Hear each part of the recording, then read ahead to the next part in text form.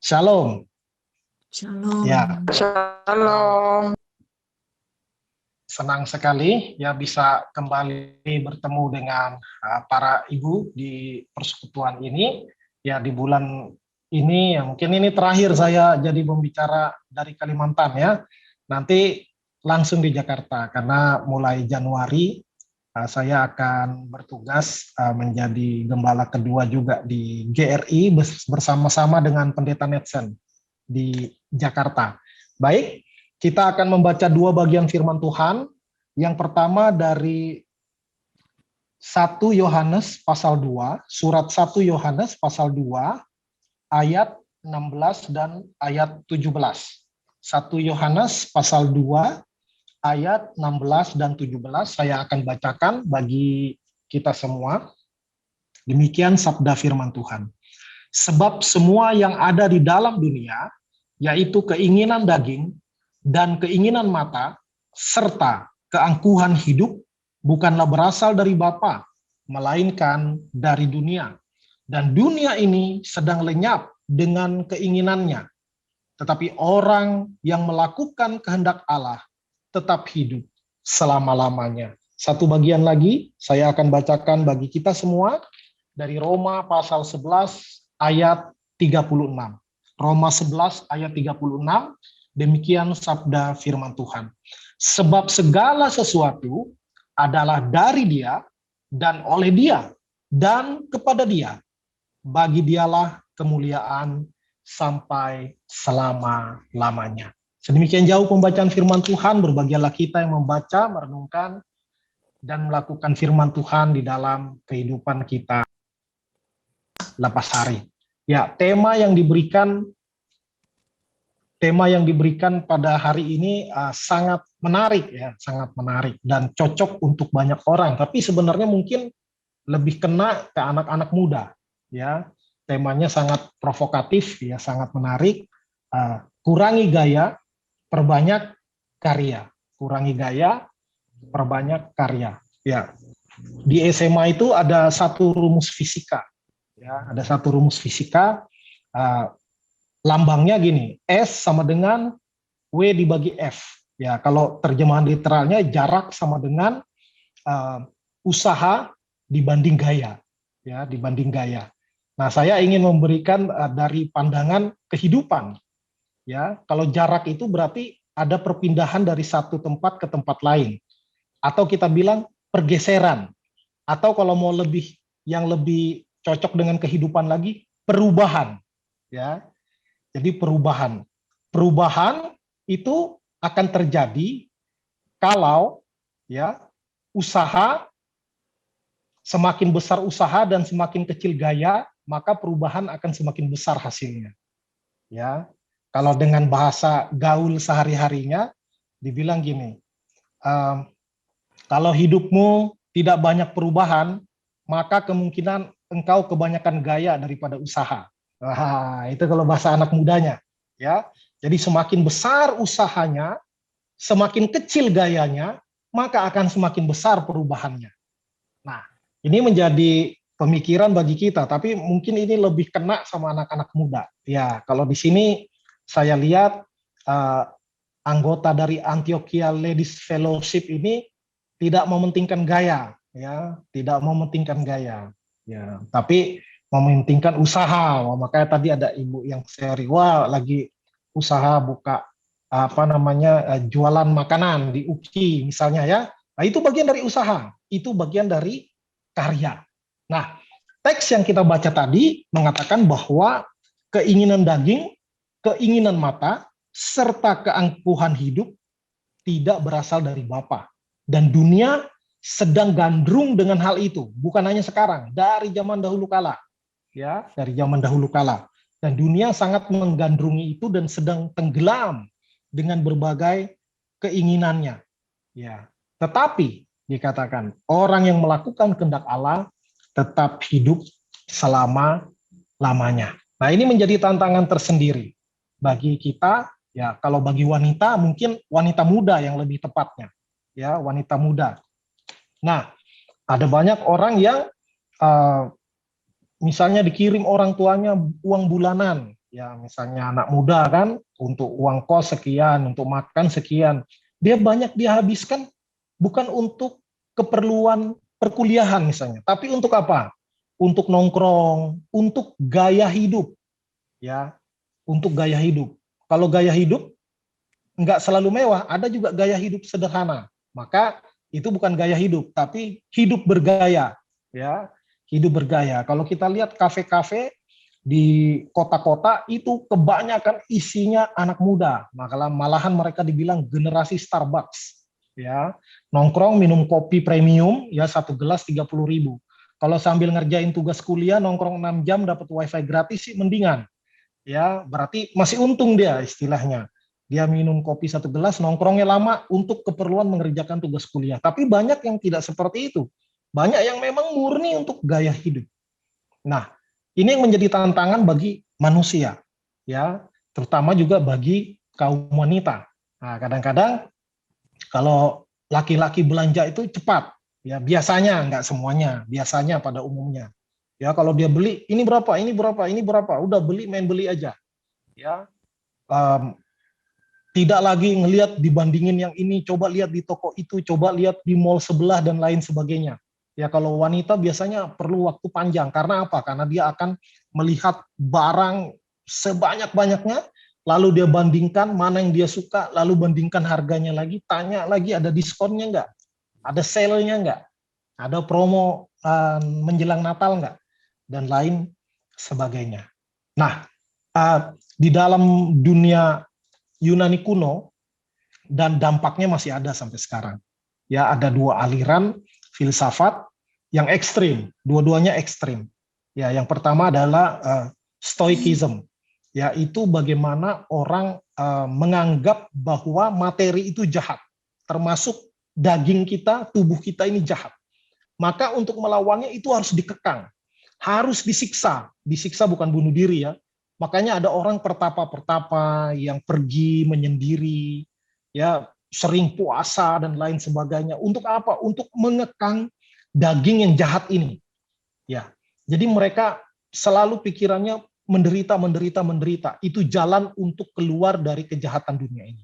Nah, di ekstrim satunya lagi Epikurianisme. Ya, itu bagaimana orang menganggap hidup ini hanya sekali.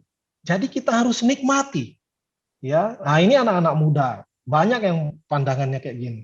Hidup hanya satu kali guys, katanya. Kita harus nikmati, kita harus hura-hura, ya. Mumpung masih muda, mumpung masih bisa punya daya, ya, punya dana, ya. Kita nikmati karena hidup hanya satu kali. Nah, ini ekstrim kiri dan ekstrim kanan. Nah, bahayanya memang di sini adalah yang ada tiga keinginan dikatakan. Yang pertama keinginan daging, ya, kita tahu semua. Nah, keinginan mata. Nah, ini dia ya, keinginan mata. Kenapa ada banyak iklan menarik? Karena pembuat iklan tahu ada keinginan mata. Ya, begitu kita melihat iklan, baik itu di TV, baik itu di handphone, di komputer, ya, maka kita akan mulai dari mata itu mulai tergoda. Ya, kita melihat dosa yang paling tua di dunia pun juga karena mata. Ya, kerjasama dengan telinga memang ya. Iblis membisikkan kepada Hawa, buah itu kalau kamu makan, kamu menjadi sama seperti Allah, tahu yang baik dan yang jahat. Lalu Hawa mulai melihat buah itu. Lalu dia bilang, kelihatannya memang menarik. Nah, kelihatannya memang menarik. Itu keinginan mata. Ya, keinginan mata. Kalau dilihat dari bentuk buahnya ini enak nih. Ya, mungkin kalau kita dramatisasi, wah, dibikin rujak nih, mantap nih. Ya, gitu. Tapi mulai dari keinginan mata, dia tidak pernah makan buah itu, tidak pernah. Tapi dia ingin karena menarik kelihatannya, penampilannya, appearance-nya. Nah, banyak manusia juga memfokuskan dirinya kepada penampilan luar, kepada look-nya, appearance penampilannya itu. Sama seperti buah tadi, yang buah pengetahuan yang baik dan yang jahat, yang kelihatan begitu menarik. Nah, akhirnya manusia menjadi tergoda, tergoda, dan akhirnya jatuh ke dalam dosa. Dan di sini tadi di ayat ke-16, 1 Yohanes 2:16 dikatakan, keangkuhan hidup. Nah, ini seringkali juga menjadi pusat dosa, menjadi akar dosa. Ya, manusia begitu ego, ya, begitu ego menjadikan dirinya menjadi titik pusat, menjadi epicentrum dari kehidupannya. Maka dia ingin segala sesuatunya itu bermanfaat untuk dia. Yang dia pikir selalu dirinya sendiri. Apapun yang dia lakukan, dia mikir apa untungnya buat saya. Saya dapat apa? Termasuk dalam beragama. Ya, kalau saya beragama Kristen misalnya orang belum Kristen, lalu diinjili misalnya, lalu dia mulai berpikir, kalau saya jadi Kristen, saya untung apa? Nah, masuk surga. Oh, surga nanti masih lama. Di dunia ini untungnya apa? Wah, maka kadang-kadang orang pun memberitakan Injil jadi tidak berimbang, ya. Hanya dibilang, wah pokoknya dijaga Tuhan, kakimu tidak akan terantuk pada batu, kamu akan dijaga dari kutuk kemiskinan, dari kutuk sakit penyakit. Nah, kadang-kadang ini promonya lebay juga orang Kristen. Akhirnya orang tertarik masuk Kristen karena dipikir enak benar ya hidupnya, dijauhkan dari kemiskinan, dijauhkan dari sakit penyakit, akan sukses hidupnya, mati masuk surga. Ini yang saya cari. Nah, kadang orang masuk seperti itu ya, bukan salah Injilnya, tapi karena memang di dalam dirinya itu egonya luar biasa. Itu bagian dari keangkuhan hidup. Saya untung apa? Saya dapat apa? Walaupun semua orang punya kebutuhan, ya, tetapi kebutuhan beda dengan keinginan, apalagi keangkuhan. Nah, itu yang perlu dilihat, motivasi. Motivasi. Maka di dalam tema kurangi gaya, perbanyak karya pun harus kita telisik lagi lebih dalam. Apa yang menjadi latar belakang? Apa yang menjadi motivasi? Kan ada banyak karya yang juga tidak memuliakan Tuhan. Di Alkitab itu banyak kisahnya. Mulai dari pembangunan Menara Babel.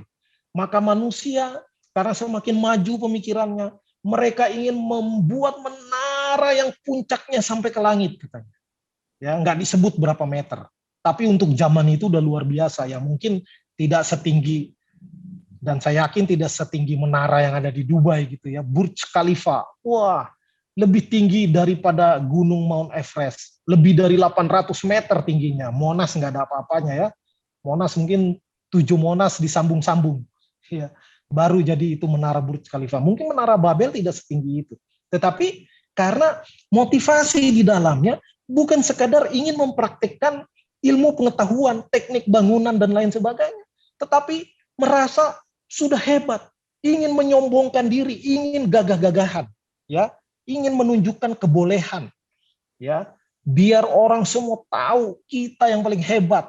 Nah, maka di situ Tuhan menunjukkan. Nah, biasanya pertama kali itu menjadi hal yang menjadi titik tolak, yang menjadi monumen peringatan. Biasanya Tuhan turun tangan.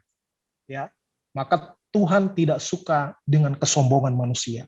Ya, Tuhan gagalkan itu pembangunan Menara Babel. Ya, bukannya tidak boleh bangun bangunan yang tinggi, bukan. Ya, tapi karena kesombongannya itu. Ya, ketika manusia mulai merasa tinggi, ingin menyamai Tuhan, maka disitulah terjadi kejatuhan. Ya, keangkuhan ini bahaya sekali. Ya, dosa yang paling tua ini keangkuhan sebenarnya. Sebelum ada manusia, ya, malaikat ada yang pengen naik pangkat, ingin menjadi setara dengan Allah, maka dia menyombongkan dirinya, maka dia mau melakukan kudeta, mengajak sepertiga dari jumlah malaikat, ya, memberontak kepada Allah. Akhirnya malaikat menjadi malaikat jatuh. Akhirnya malaikat berubah menjadi iblis, menjadi setan. Ya, karena apa? Ya karena keangkuhan. Ya, ingin menjadi sama seperti Allah. Nah, maka ketika kita memikirkan kurangi gaya perbanyak karya, nah ini gaya yang dimaksud ini kalau tadi di flyernya itu kerennya gayanya itu foto Kak Marle waktu masih muda kan. Siluetnya ya, siluetnya. Waduh, itu gaya benar itu. Coba nanti dilihat lagi flyernya ya. Ada wanita muda yang semampai ya, yang tinggi langsing bergaya. Wah. Nah, saya pikir kalau ibu-ibu ALF ini kebanyakan udah nggak di usia itu ya. Mungkin ada satu dua orang ya. Mungkin ada satu dua orang. Tapi nah ini dia. Waduh, keren benar ya. Keren benar tuh, ada yang gaunnya terusannya sampai ke bawah tapi belahannya tinggi. Waduh. Ada yang pakai roknya nggak jauh dari pangkal paha ya, cuma sejengkal aja tuh. Waduh, keren benar. Ya, keren. Mungkin gaya yang dimaksud seperti itu. Sebenarnya setiap orang punya gaya masing-masing. Termasuk gaya hidup sederhana. Itu juga gaya. Hanya gaya hidup sederhana. Nah, jadi yang paling penting di sini, gayanya gaya apa dulu? Karyanya karya apa dulu? Maka kita harus masuk lebih dalam lagi. Motivasinya dulu. Ya, tadi di Roma 11 ayat 36 sudah kita baca. Dikatakan segala sesuatu adalah dari Tuhan, oleh Tuhan dan kepada Tuhan. Bagi Tuhanlah kemuliaan sampai selama-lamanya. Ya, di dalam Katekismus Westminster dikatakan tujuan hidup manusia adalah memuliakan Allah. Ya, memuliakan Allah. Yaitu tujuan yang pertama dan terutama. Nah, jadi di dalam kita mau berkarya pun pastikan motivasinya itu memuliakan Allah. Ya, bukan mau unjuk gigi. Ya, apalagi kalau ompong, jangan unjuk gigi kalau ompong ya. Itu istilah unjuk gigi itu mau gagah-gagahan, mau hebat-hebatan. Ya, maksudnya itu. Nah, kalau kita mau berkarya, ya lakukanlah untuk memuliakan Tuhan, karena Tuhan sudah buat saya, memberikan saya talenta, maka saya mau berkarya untuk Tuhan. Misalnya kita diberikan suara bagus, maka saya mau berkarya, mau pakai suara indah saya untuk kemuliaan Tuhan. Ya, bukan untuk pamer bahwa suara saya lebih merdu daripada tetangga sebelah, misalnya. Ya, kalau kita orang teknik, maka kita membuat satu karya, ya, yang berhubungan dengan bidang keahlian kita. Tujuannya nomor satu untuk kemuliaan Tuhan dulu, ya. Jangan tujuannya untuk cuan dulu ya. Kalau sekarang itu semua kita dilatih di sekolah untuk cuan, untuk cuan. Bagaimana berwirausaha, ya. Maka tujuan yang pertama itu untuk memuliakan Tuhan. Ya, misalnya dengan karya yang saya buat, ada banyak orang akan tertolong. Ya, dengan teknologi yang sedang saya teliti misalnya, ada banyak orang tertolong. Nah, kalau nanti cuan, kita dapat keuntungan hak cipta dan lain sebagainya, itu adalah efek, itu adalah akibat. Ya, itu bukan tujuan utamanya. Seharusnya, ya. Tetapi kalau ilmu ekonomi itu dulu yang di depan kan. Untung enggak? Kalau enggak untung ngapain kita lakukan? Ya. Maka orang percaya bukan itu tujuan utamanya. Tetapi tujuan utamanya apakah melalui ini Tuhan dimuliakan? Ya. Kalau kita lihat hidup yang tidak banyak gaya tetapi fokus untuk melakukan karya, ya yang pasti contoh pertama dan terutama Tuhan Yesus. Ya. Tuhan Yesus dia tahu tujuannya adalah untuk menyelamatkan dunia ini. Ya. Maka dan dia menyelamatkan bukan dengan gaya yang gagah-gagahan. Dia dengan gaya yang paling sederhana yang tidak akan diambil oleh orang lain pilihan tersebut. Dia lahir dengan cara yang paling hina. Ya, dengan cara yang paling hina, bukan di tempat tidur. Ya, di tempat makanan, hewan, di palungan. Ya, mungkin itu kambing makan ada ngences-ngencesnya juga atau keledai ya. Nggak steril itu tempat makanan itu ya, nggak dicuci kayak kita habis makan cuci piring, kadang direndam air panas, ya kan? Kalau tempat makanan hewan mana dicuci? Ya di tempat yang paling tidak keren, ya. Lalu dia memilih untuk lahir melalui keluarga yang juga tidak keren, ya.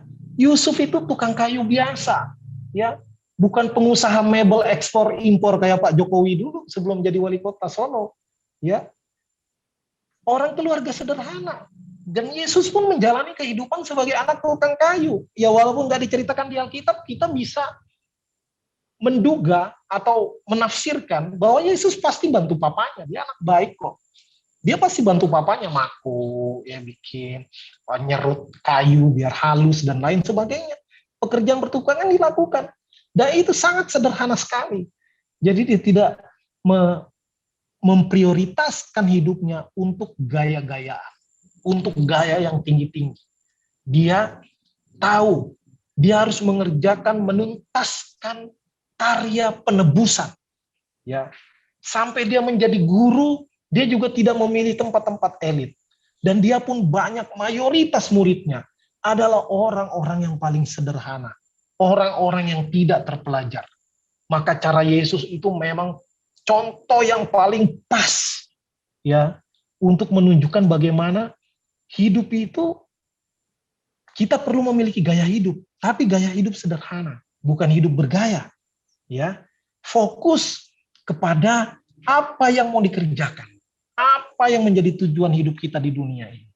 Dan sampai cara menebus dosa manusia pun dengan cara yang paling hina, dengan cara yang paling sederhana, ya. Dan dia tuntaskan itu semua. Ya, kalau kita lihat gaya hidup rasul-rasul semuanya, mereka fokus kepada karya, fokus kepada apa yang menjadi panggilan hidup mereka. Mereka memberitakan Injil, mereka memberitakan akan kabar baik, mereka pergi ke sana kemari. Bahkan Rasul Paulus dikatakan karena kekurangan maka dia menjadi penjual tenda. Dia menjual tenda bukan supaya kaya raya, tidak, tapi untuk mencukupkan kebutuhan pelayanannya. Ya, jadi karya yang diutamakan. Lalu dia dipenjara karena Injil, apa yang dilakukan? Tidak mengasihani diri, dia terus berkarya. Dia menulis surat. Ya, ada surat-surat yang ditulis dari penjara. Ada surat Filipi yang berulang kali mengatakan bersukacitalah, bersukacitalah, itu ditulis dari dalam penjara. Ya, dia terus berkarya menguatkan jemaat Tuhan yang ada di Filipi. Ya, untuk apa? Untuk tetap semangat, untuk tetap bersukacita, padahal dia sendiri sedang di dalam penjara. Nah, di dalam dia melakukan pelayanan juga, tidak banyak hal yang bisa dia lakukan untuk bergaya-gaya. Ya, dia mengalami karam kapal, Rasul Paulus ya seringkali tidak makan, dan kena cambuk juga dia, dihukum cambuk, sekali kena hukum cambuk 39 kali cambuknya. Pernah juga dipatok ular, ya, dipatok ular dia, Rasul Paulus. Nah, itu nggak ada yang bisa dibanggakan sama sekali. Bahkan lambang salib itu pun adalah penghinaan, kehinaan. Lambang salib itu lambang hukuman mati, ya, zaman dulu. Tetapi sekarang, wah, itu menjadi gaya tersendiri bagi kita. Makanya ada yang senang pakai kalung salib, ya. Di puncak gereja dipakai tanda salib, adanya salibnya menyala lagi. Ya, pakai lampu LED yang keren, ya, maka itu jadi menjadi gaya tersendiri, ya, tapi jangan untuk kesombongan, tapi untuk menandakan bahwa karena salib itulah, karena Yesus naik ke atas kayu salib, maka keselamatan bisa turun kepada kita, umat Tuhan. Nah, jadi itu yang menjadi pemikiran bagi kita, bagaimana di dalam hidup kita sehari-hari, kita punya waktu yang sama. Satu hari itu 24 jam. Nah, mulai dari bangun pagi sampai tidur malam, maka kita akan dihadapkan pada pilihan-pilihan. Ya, bangun tidur kita mau ngapain dulu? Ya, standarnya satu, nomor satu, muliakan Tuhan. Ya, ketika kita bangun tidur, apa yang paling memuliakan Tuhan? Update status, Facebook, WA, Instagram, ya, ataukah kita merenungkan firman Tuhan misalnya, atau kita berdoa, ya, atau kalau orang zaman dulu nonton TV. Kalau sekarang udah jarang orang nonton TV, apalagi anak muda, ya, HP yang dicari, nggak lagi TV. Nah, apa yang paling memuliakan Tuhan ketika kita bangun tidur? Nah, lalu habis itu ada banyak pilihan yang bisa kita lakukan, ya. Nah, yang menjadi standar tadi adalah mana yang paling memuliakan Tuhan? Prioritaskan Tuhan dulu. Maka kita perlu membuat skala prioritas di dalam hidup kita. Ya, kalau ilmu manajemen mengajarkan yang paling pertama harus dilakukan prioritas adalah yang penting dan mendesak. Ya. Lalu prioritas nomor 2, penting tapi tidak mendesak. Prioritas nomor 3, mendesak tapi tidak penting. Ya, nomor 2, nomor 3 kadang-kadang bolak-balik, ya. Tapi yang keempat, tidak penting dan tidak mendesak, itu bisa dilewatkan saja. Nah, maka kita dihadapkan pada pilihan-pilihan. Kadang pilihannya nih nggak gampang, ya, karena pilihannya bukan berdosa atau tidak berdosa, itu tutup mata pun kita bisa tahu milihnya. ya. Tapi hal yang sama-sama menurut kita oke-oke semua, ya, oke-oke semua. Terus di dalam membeli baju, misalnya baju A atau baju B kan nggak ada yang dosa, orang beli kok, bukan maling, bukan mencuri, kita beli baju A atau beli baju B, ya. Yang baju A bagus, ya, gaun misalnya, atau tas harganya 4 juta, ya, karena mereknya Hermes, ya. Yang satu 400.000, ya, bahannya bagus tapi tidak branded, bukan merek yang terkenal. Yang satu 40.000, ya, 1 bulan pakai udah sobek. Ya. Maka beli yang mana pun nggak ada dosa sebenarnya. Uang pun uang hasil kita bekerja, hasil kita usaha. Maka kita beli pilihan-pilihan itu, maka kita perlu mikir dulu, yang mana yang paling memuliakan Tuhan. Apakah saya membeli ini untuk menaikkan gengsi saya, supaya saya terlihat seperti sosialita, ya, terlihat kaya, walaupun mungkin kita memang kaya mungkin. Atau banyak sekarang orang yang mau menaikkan derajat sosialnya dengan membeli barang-barang mahal, ya, istilahnya panjat sosial, pansos, ya. Ada yang dengan cara bikin hal-hal yang tidak baik supaya dia menjadi viral, diomongin orang, terkenal, wah, nanti populer. Ada yang dengan cara itu, ya, bikin hal-hal yang kontroversial. Ada juga yang dengan membeli barang-barang mahal tadi, ya, membeli barang-barang mahal, beli handphone misalnya, wah, beli harga 20 juta, ya, dosa nggak beli handphone harga 20 juta? Ya nggak dosa, orang uang sendiri misalnya. Tapi kita pikir, ya, itu paling memuliakan Tuhan nggak?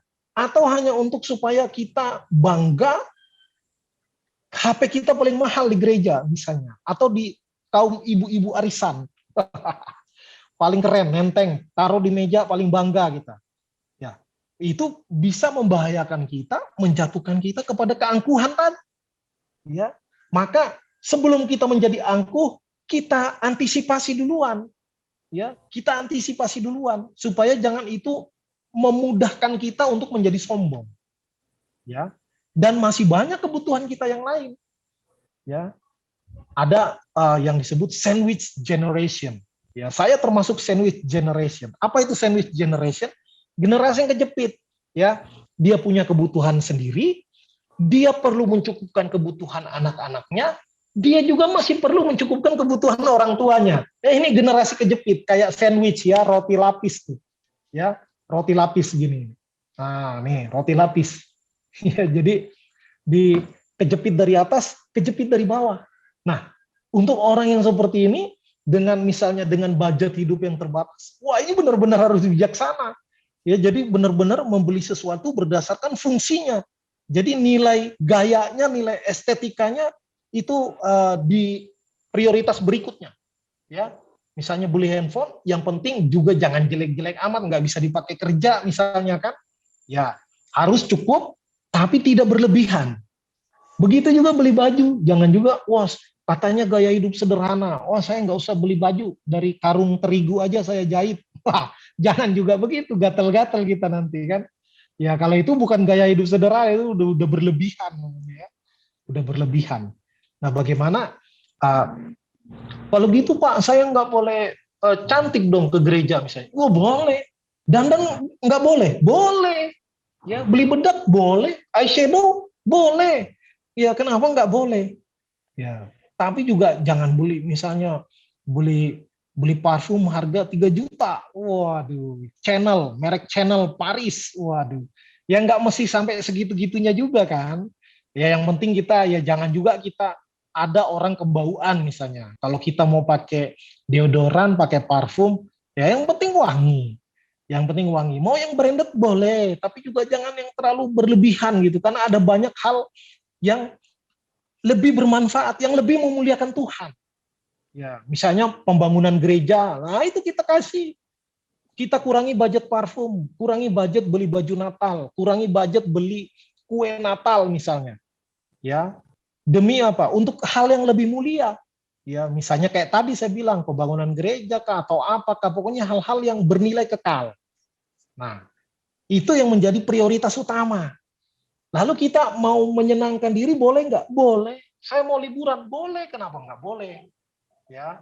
Tapi misalnya nanti udah nggak lagi ada nggak ada lagi pandemi. Ya liburan ke Lombok misalnya, daripada liburan ke Afrika Selatan gitu kan, ke tempat virus Omikron, varian terbaru. Oh, Afrika Selatan indah ya, indah. Ya, ke Lombok juga bisa kok liburan misalnya gitu. Ini skala prioritas. Ya, tapi kalau kita memang sangat mampu misalnya secara ekonomi, ya fine, boleh-boleh saja mau wisata rohani ke Israel, ke Gunung Sinai, kemana boleh. Ya, tapi jangan paksakan diri. Ya, jangan paksakan diri. Itulah tadi dibilang kurangi gaya itu maksudnya. Jangan kita memaksakan diri untuk mengejar, membeli, melakukan hal-hal yang sebenarnya bisa ditunda. Ya, atau bahkan bisa tidak usah dikejar. Ya, maka kita perlu mengarahkan diri kepada hal-hal yang memuliakan Tuhan. Ah, ini nggak gampang, ya ngomongnya gampang, ngomongnya gampang. Tapi prakteknya ini perlu sungguh-sungguh, ya perlu perenungan.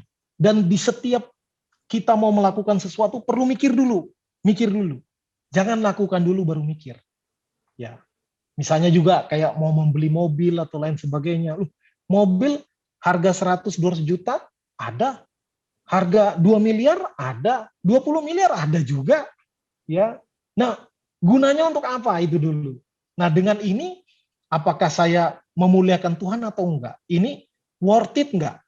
Fungsinya ya, apakah hanya untuk fungsi, apakah juga untuk gengsi?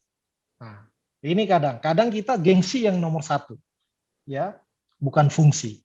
Nah, ini hal-hal yang tidak mudah ya, karena ini wilayah abu-abu, ya, bukan seperti dosa atau tidak dosa, tidak. Ini wilayah abu-abu dan perlu bijaksana Tuhan. Ya, bagaimana kalau skala prioritas rohani? Ya, nomor satu itu Tuhan, nomor dua keluarga, nomor tiga pelayanan dan pekerjaan, nomor empat baru diri sendiri. Ya, nomor empat diri sendiri. Jangan kayak misalnya saya, ya setelah untuk Tuhan, ya lalu untuk keluarga, pikirkan keluarga.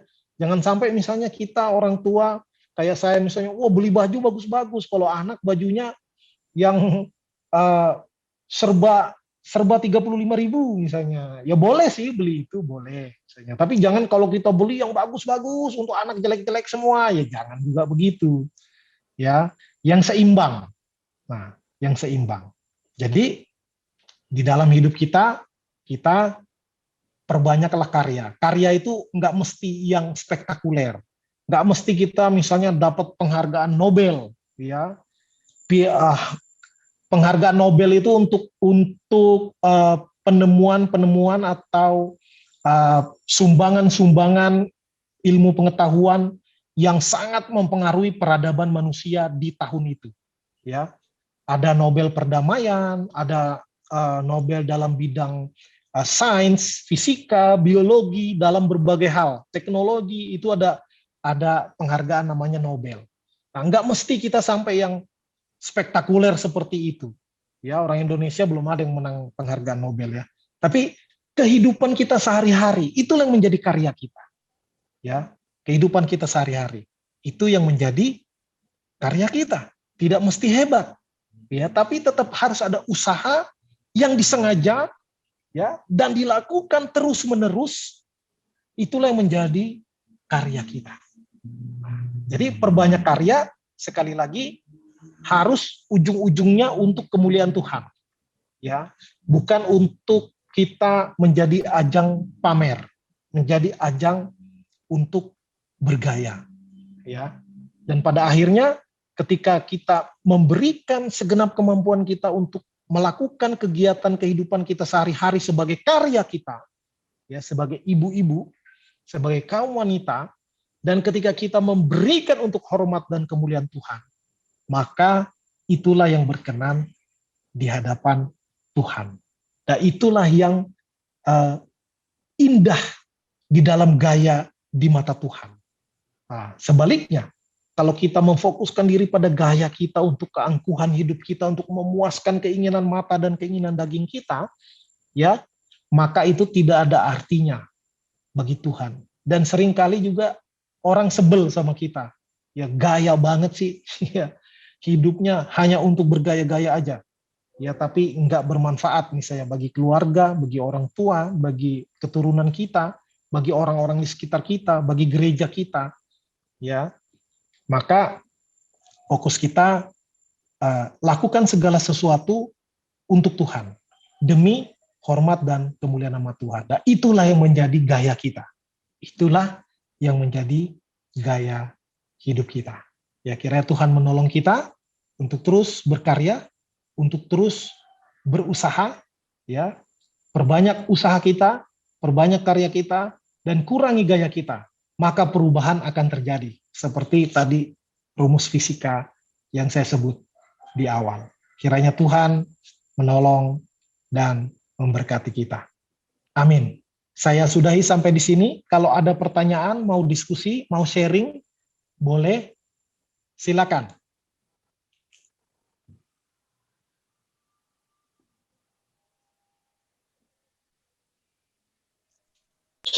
Kalau nggak bertanya, Ibu nggak ada yang mau dimarahin juga. bertanya, silakan. Udah. Yang mau tanya silakan pada Pak Pendeta Geler.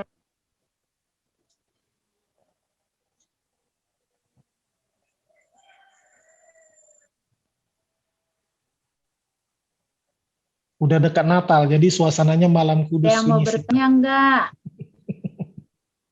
Atau lanjut? Lanjut mau masak lagi ya. Pak Gelen, nanya bang. Kari, Iya. Meli kali ada. Pak Gelen, Ya, berarti kalau berkarya pun semuanya itu harus ada tujuannya ya. Jadi bukan berkarya untuk diri sendiri, tapi berkarya juga untuk kemuliaan Tuhan dan bermanfaat bagi orang lain ya. iya. Ya tentunya kalau kita berkarya, ujungnya pun nanti ada juga manfaatnya untuk diri sendiri. Ya, itu bagian Ya. dari aktualisasi diri, Putus suaranya putus-putus. tapi bukan untuk kita untuk menjadi keangkuhan kita, gitu. Tapi bagaimana kita berguna untuk Tuhan dan berguna untuk sesama. Dan dengan itu kita juga mendapatkan manfaatnya juga. Ya. Tapi Ya. sendiri bukan yang utama. Sendiri bukan yang utama. Ya, oke, makasih. Ayo ibu-ibu ada lagi? Bu Roma, Bu Nelly, Bu Sari. Ya, saya mau tanya Pak Gelen. Ya. Kita ini kan yang khususnya buat lansia ya, mungkin ada kali pandangan Bapak dengan cara apa kita bisa berkarya, ya bukan untuk diri sendiri, justru ya buat orang lain di usia yang sudah dikatakan. Halo Ibu, yang bertanya lagi. Nah, ini ada yang lagi bertanya ini. Lanjut Ibu Latumahina. Oma ini. Iya, ya jadi kita nih yang sudah lanjut usia kan Pak. Tentunya kita juga ingin berkarya, artinya berkarya buat orang lain ya. Bukan buat keluarga ya, buat diri sendiri, pastinya buat masyarakat di sekitar kita gitu ya. Mungkin Bapak kasih pandangan supaya ibu-ibu lain juga yang sudah lansia jangan mengatakan, saya ini kan sudah lansia, saya bisa bikin apa, saya bisanya cuma di rumah gitu ya Pak ya.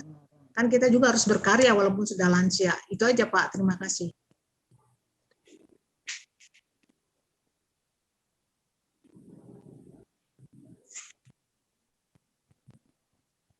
Suaranya nggak kedengeran Pak. Pak Gelen? Pak Gelen? Di mute Bapak kayaknya.